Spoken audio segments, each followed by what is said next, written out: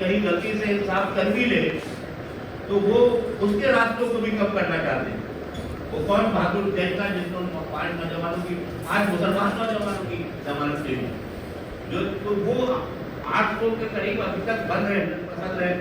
اور پھر مجھے اسلام آباد میں لڑائی ہے ججوں کی, اس کے نتیجے کو یونیورس کمیشن پہ اسٹے آرڈر دے دیا. اسلام آباد ہائی کورٹ میں جو نئے چیف جسٹس ہیں جو آئے ہی نہیں ہے جسٹس ٹوگر کہ لوگوں کو جیل میں لیا جائے, ایمان مزاری کو بھیجنے کی تیاری کر رہے ہیں اور انہوں نے سب سے پہلے اس کے خلاف اسٹے آرڈر دیا.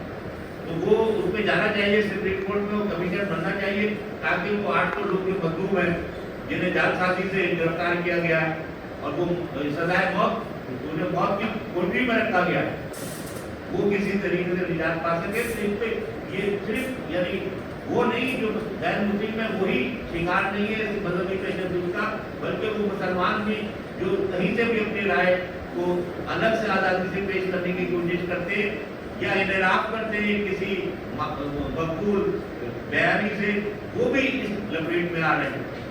پارلیمنٹ میں اس بات کی بحث نہیں ہو سکتی کہ براس فیملی کا جو قانون ہے وہ تبدیل کیا جائے. ہمیں یہ مطالبہ کرنا چاہیے کہ براس فیملی کا قانون اس سے تبدیل کیا جائے. یہ ظالمانہ انگریز دور کا قانون ہے جس کا زیادہ تر شکار ذاتی بنیاد کے جھگڑوں کی بنیاد کے لوگ ہوتے ہیں. تو یہ آج کا دن ہمیں یہ بات یاد دلاتا ہے کہ وہ لوگ جنہیں مذہبی عقائد کی وجہ سے معطوف کیا گیا ہے, سزائیں دی گئی ہیں, جنید حفیظ جیسے لوگ جن کے لیے ہائی کورٹ سماعت کرنے کے لیے تیار نہیں ہے. 12 سال ہو گئے ان کے وکیل راشد رحمان کے قتل کو بھی 10 سال ہو چکے ہیں, ان کے تو قاتل پکڑے نہیں گئے. تو جنید حفیظ کو تو انصاف ملنا چاہیے.